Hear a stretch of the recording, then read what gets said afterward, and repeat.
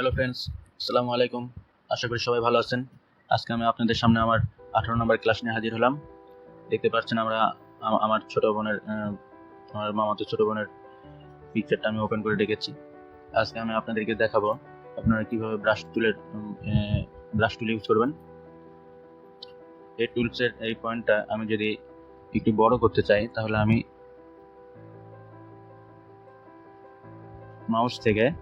শুধু মাউস থেকে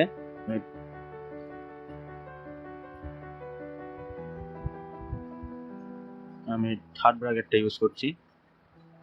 এই জিনিসটা ছোট বড় করার জন্য আমি থার্ড ব্র্যাকেট ইউজ করছি। ব্রাশের ক্ষেত্রেও একই, আমি এটা ইউজ করার মাধ্যমে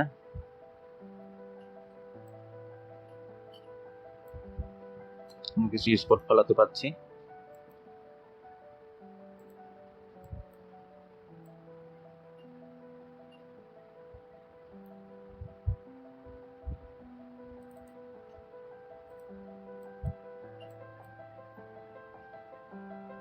আমাদের লেয়ারটা লক হয়ে থাকার কারণে আমাদের কাজটা হচ্ছিল না। এই টুলসের মাধ্যমে দেখুন ফটোশপে এই কাজটা করা হয়। আমি এটা বড় করে নিলাম, আমাকে অনেক কিছু কাটতে হবে। এই পুরো ব্যাকগ্রাউন্ডটা আমি চেঞ্জ করব।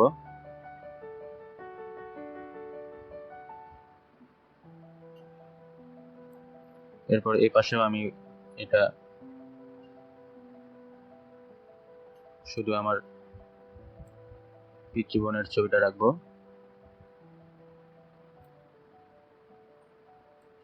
এরপর এটাকে আমি আমার ব্রাশটিকে আমি ছোট করলাম, রবার ব্রাশটিকে। এরপর আমি যদি এইগুলা মিশাতে চাচ্ছি,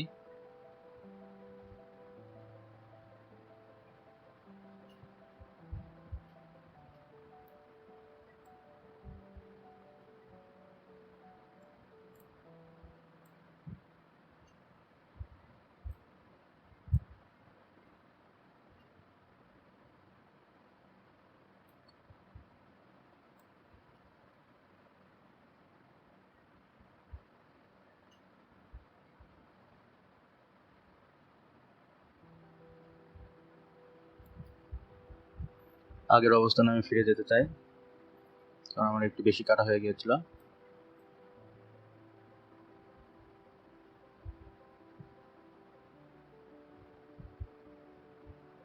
আপনি ছবিটা জুম করে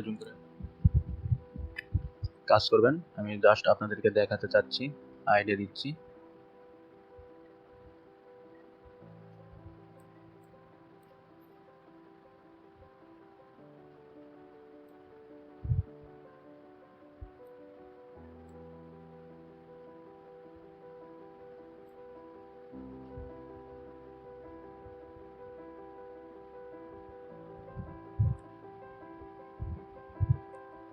আমি এই ছবিটাই চাচ্ছি এরকম। এরপর আমি ব্যাকগ্রাউন্ডটা ইউজ করব। দেখুন আমি ব্যাকগ্রাউন্ডটা পিছনে দিব দেখে আমি এটা নিচে নিয়ে আসলাম। এরপর আমি এর উপরে একটা সার্কেল নিব।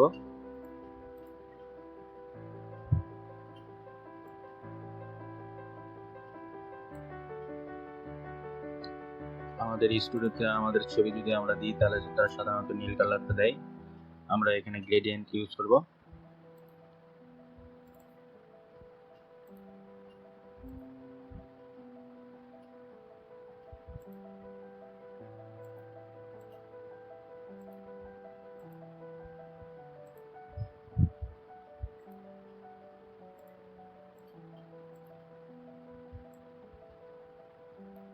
আমাদের মাঝের পার্টটা একটু বেশি হাইট চাচ্ছি আমরা।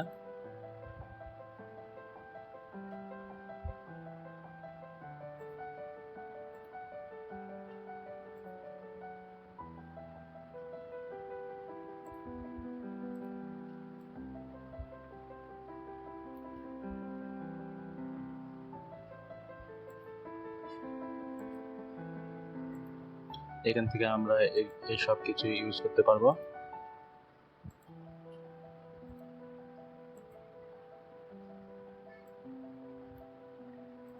ওকে প্রেস করলাম। দেখুন আমাদের খুব সহজে আমরা আমাদের পেজ টুলের মাধ্যমে আমরা কাজ করে খুব সহজে আমরা ছবি থেকে ব্যাকগ্রাউন্ড ক্লিয়ার করলাম এবং আমরা একটি নতুন ব্যাকগ্রাউন্ড সেট করলাম।